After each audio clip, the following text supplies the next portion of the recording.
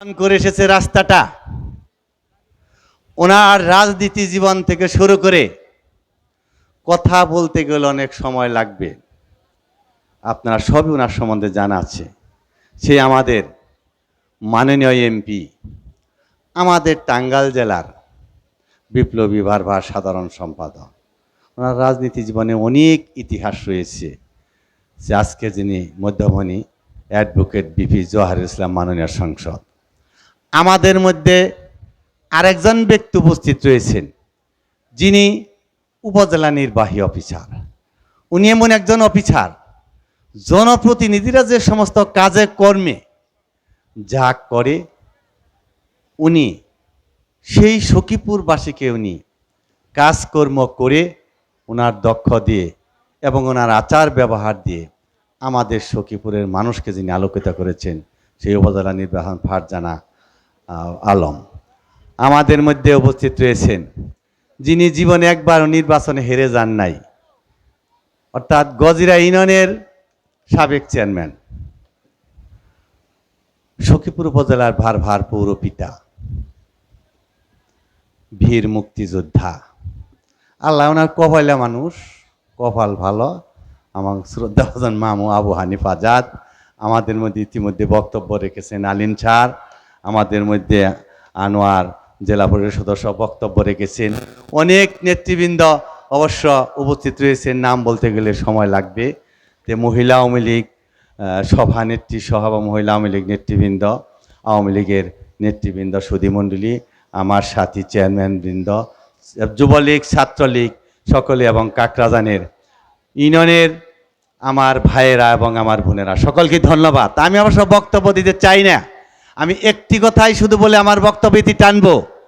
আমি মনে করেছিলাম বিগত দিনে স্বাধীন হওয়ার পরে যে কজন এমপি হয়েছে, আমি 3 বার চেয়ারম্যান হয়ে আমি 5-6 জন এমপির সাথে আমি কাজ করার আমার সৌভাগ্য রয়েছে।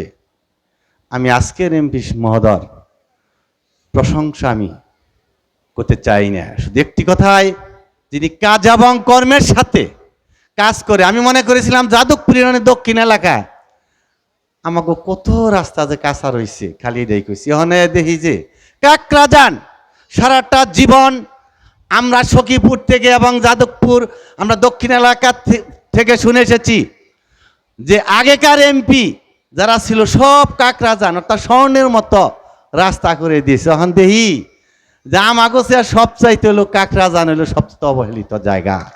এই কাকরাজান আজকে এমপি মহোদয় এসেছেন, আমি বেশি কথা বলতে চাই না। আমাদের মহিলা কলেজ যখন সখীপুর হলো, তখন আমাদের জেলা প্রশাসক মহোদয় ডিসি সাহেব এসেছিলেন, আমাদের কেফাতুল্লাহ চেয়ারম্যান গজরেনার চেয়ারম্যান ছিলেন, আমি সাথে তখনও চেয়ারম্যান আমি ছিলাম। তখন উনি বলেছেন যে ডিসি সাহেব আসছে, মহিলা কলেজ হইছে, তখন এমপি সাহেব আসছে, এনও সাহেব আসছে, আর কিছু বাদ থাকে না। আপনি বলেছিলেন মাননীয় এমপি সাহেব যে এই সখীপুর বাসাইলের একটি রাস্তাও কিন্তু কাঁচা থাকবে না, পাকার জায়গায় পাকা হবে, বাকিটা ঘরের থেকে বেরোলেই কিন্তু ইটের পাড়া দিয়ে স্কুল কলেজে মানুষ বাজারঘাট করবে, চলাচল করবে। এটাই আপনার প্রতিজ্ঞা। আমাদের জননেত্রী শেখ হাসিনা উন্নয়নের কাজ যেভাবে করে যাচ্ছে, বলতে গেলে অনেক সময় লাগবে। ঢাকা শহর থেকে শুরু করে উন্নয়নের কাজ যে গ্রামে গঞ্জে বাড়ি বাড়ি পৌঁছে দিয়েছে, সেই ধারাবাহিকতায় আপনি যেভাবে কাজ করেছেন বিগত দিনের সখীপুর বাসাইলের, টাঙ্গাইল আছে কিনা আমার জানা নাই, বাংলাদেশ আছে কিনা আমার জানা নাই, আপনি যেভাবে কাজ করে যাচ্ছেন সেই জননেত্রী শেখ হাসিনার কাজকে যেভাবে আপনি করছেন সেই প্রশংসা, এই ধারাবাহিকতায় আপনি কথা এবং কাজের সাথে মিল রাখেন এবং করবেন। আমি বেশি বলতে চাই না, আর একটি কথাই আমি বলেই আমার কথা আমি শেষ করব।